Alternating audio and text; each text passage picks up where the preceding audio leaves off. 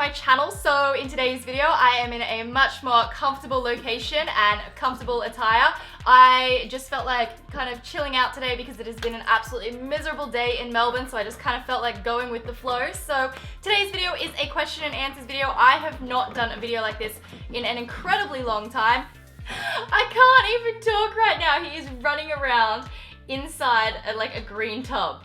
Just running in circles. Seriously. I got him. Yeah. What are you doing?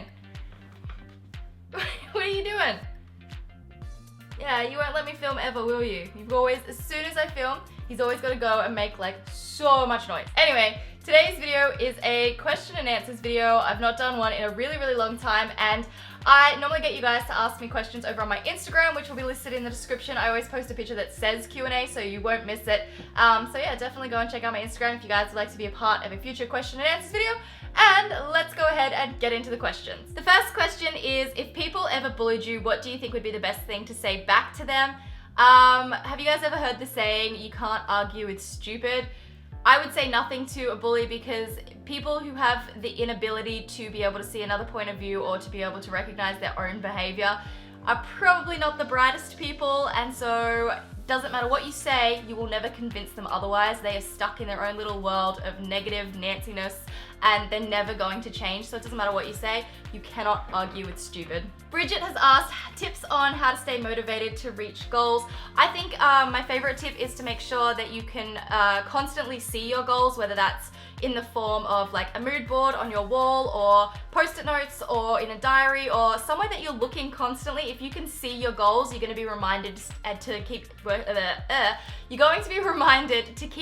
at them, which is going to keep you motivated. The next question is, how do you be productive even on days off? I tend to sleep my ass off. Honestly, I do not have the ability anymore to sleep more than about 6 to 7 hours. I can go to bed, it doesn't matter what time I go to bed, I will wake up at 7 a.m. or before every single day. If I go to bed at 5 a.m., I will be awake at 7 and I will be ready to go for the day. I don't know how I got into this like routine, I don't know how it started, but like last night I slept almost 9 hours and it ruined me. I felt so tired, I felt so exhausted, so I know that I overslept by a little bit. But I just think it's about making a routine for yourself. If you can like force yourself into a routine, you won't need to sleep as much when it's your days off, and then you'll be productive and you'll have more time to do things. Next question, tips to getting through your first heartbreak but also staying friends. I think with any heartbreak, you're going to need to cut that person off, because if you keep seeing their social media and you keep seeing what they're up to and you keep interacting with them, those feelings are never, ever, ever gonna go away. So unfortunately, like, you have to cut people off straight away, or at least this is my theory. Cut people off, and then once time has healed all wounds and you feel fine and there's no feelings left, then you can go back to being friends. I'm friends with some of my exes, but of course, like I said, it took time at first and then you can be friends. So that would probably be the best thing, is just like cut them out. That's my way of dealing with things. I just cut people out. I won't look at their social media. I won't talk to them, won't interact with them. Then the feelings go away and then I can be their friend. The next question is a really good one. How do you stop yourself from overthinking? I think this is something that so many people struggle with. I suffer anxiety, so this tends to happen quite a bit to me.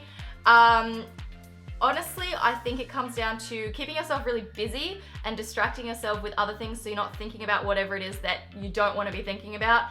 And I constantly remind myself, sometimes I will go through Pinterest and I will find a bunch of quotes about everything working out how it's supposed to, and that everything is exactly as it should be, because it just kind of makes me feel like, don't overthink it. Everything happened the way that it should have. Everything that was said and that was done is exactly how it should have happened, so move on. So I would suggest maybe going through some Pinterest and finding yourself some quotes to kind of help boost up the fact that everything is exactly as it should be. Steph has asked, what is your all-time favorite perfume? And that is Lady Million. I actually got into an Uber the other day and the Uber driver was like, you smell really nice.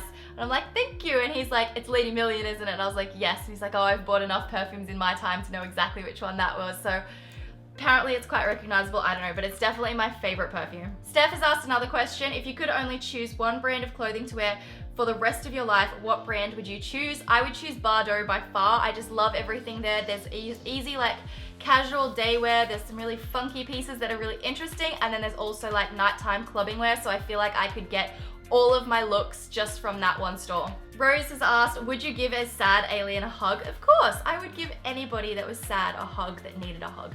Like, come at me, I love hugs. Next question is top 3 things to do when in Melbourne. I don't know if this is like a legitimate top 3 things, but these are things that I like. I would personally take a ride around on the old trams. If you don't know anything about Melbourne, to ride like the loop of the old trams, I feel like that would just be all your information in like one ride. And then you have to go through the CBD and you have to go to all the different laneways that have like graffiti art. The graffiti art is constantly changing. People come in and they paint over things and it's really, really cool. And then I also think like going to some of the cafes and like that are around the city as well, because I feel like there's no such thing as like dingy back laneways in Melbourne. Every space that you can think of is used pretty much for some sort of store or a cafe. So you can walk down any laneway or anywhere that looks like it would just be meant for dumpsters, but there's actually something cool there. So I would definitely recommend checking out the cafes and like the laneways around the CBD. Next question is, what's your favorite type of music? Do you have a favorite song at the moment? I do not have a favorite type of music. I will listen to so many different genres. I absolutely love punk music. It takes me back to when I was 15. Like, I love Taylor Swift. I love her in her country like versions and her country days, and I love other country music. I also love like R&B. That takes me back as well. There's so many different genres that I like, and right now I've actually just chucked on the top 50 songs in Australia playlist on Spotify, and I am so obsessed with the Chainsmokers Paris. Seriously, they are killing it with their songs. Like, the Chainsmokers are so good.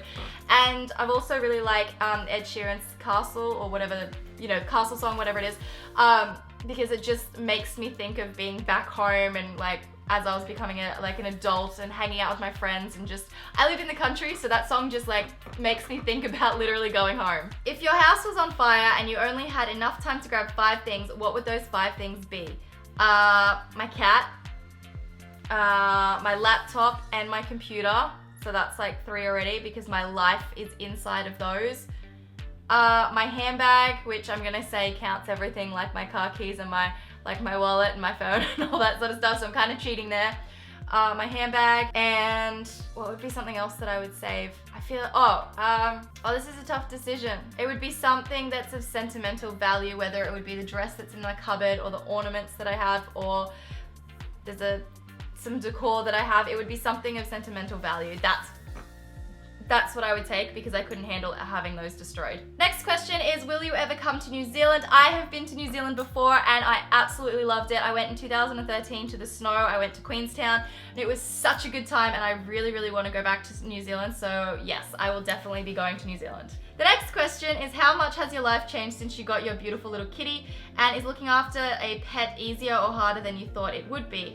Love your videos, thank you. So he's changed my life in that I get to take little breaks every now and then and just play with him and have some fun. So it's kind of a nice little distraction from doing work. I don't know where he went right now. I think he's gone out to sleep. He's definitely made filming videos harder, because he will run around and he will knock the tripod or the lights or whatever it is that I'm trying to work with, and it can get really annoying. And that kittens are really hungry all the time. So yeah, but other than that, it's been really, really good, and it's kind of nice to have some company with me and someone to come home to. The next question is, what show are you currently watching? I'm actually in the process of watching 4 different shows. I actually have them more or less as background noise, and I just put Gossip Girl on in the background sometimes. I'm up to season 2-ish, or season 3 I think now. I just put it on in the background because I've seen it so many times. I've been watching Shameless. Like, how good is Shameless? I seriously think it is such a great show. And then I've also been watching Blue Mountain State, which, if it's a bit of a gross, it's like a college sex, drinking, partying type show. So if that's not your sort of thing, don't watch Blue Mountain State. But I just wanted to watch it again because I haven't seen it in ages, and I watched the movie version a couple months ago, and I just thought I wanted to watch the whole series through. And then I've also started Suits again, another one I can just throw on in the background because I love Suits, and there's like the newer season and I want to watch that as well. Next question is, were you someone who put off making their first video, or did you just make it straight away? I completely jumped in. I didn't even hesitate. I discovered YouTube and I thought, this is the coolest freaking thing I've ever seen in my life. Like, a couple days later I had a channel and I was starting to make my first videos. I never once hesitated, so that's my best advice, is just do it, because nobody's first video is going to be perfect. Everyone's videos suck when they start. My videos a year ago sucked, 2 years ago they sucked, 3 years ago they sucked. Seriously, a week ago they sucked because you're always striving to produce better content, so don't worry about the old ones because your new content will always be better. Next question is, what was your first job and what were you paid and was it good? So my first job was working for Baker's Delight.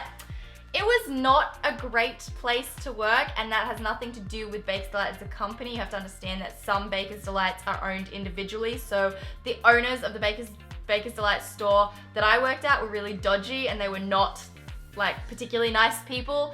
And I think when I started, I was getting paid like $6.18 an hour or something. So yeah, that's kind of like, I think an under 16 wage or something. It was like $6 or something, I don't know.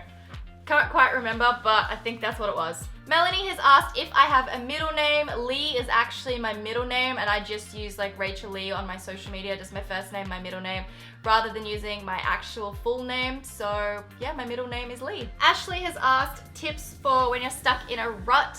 I think when I'm stuck in a rut, all I want to do is just kind of lie around. So what I try to do is I try to eat better. I feel like when I'm eating healthier, I'm going to be less sluggish and I'm going to feel a lot lighter and a lot better.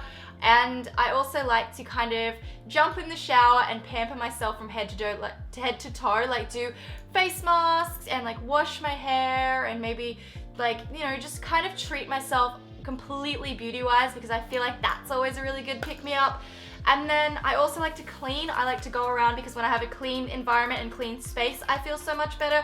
And then you also feel like you're productive and you feel like you've achieved something, which kind of helps get you out of that rut.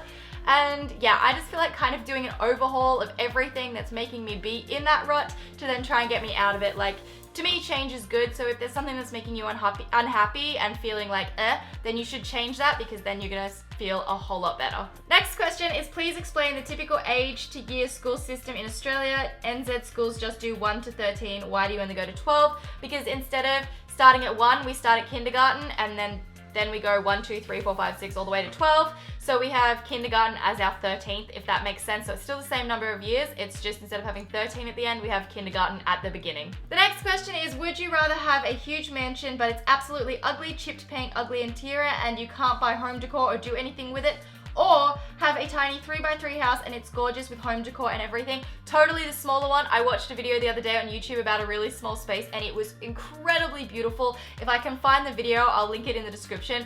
It's a lot bigger than 3x3, but it was beautiful. So I'll have to link the video if I can find it and show you guys, because it was incredible. And the last question is from Amy, your favorite place you've traveled to. This is kind of a tough question because I feel like every place has been like really, really amazing. I think my favorite place that I have traveled to would probably be Paris. I want to go back and I absolutely love it there, and I didn't get to spend enough time there. So I would really like to go back to Paris, especially if I could do it this year. That would be incredible. But leave a comment down below and let me know the favorite place that you guys have traveled to. So that is my current updated question and answers video. Maybe you learned something new. Maybe you learned something that I've already talked about before. Who knows? I really hope you guys have enjoyed the video. I hope you are having a fabulous Sunday/Monday, or whatever day it is for you guys, and I will see you all in my next video. Up the top here, you can check out my last video. Down the bottom, I'll have a link to another question and answers video or a get to know me video, and I'll see you guys in my next video. Bye!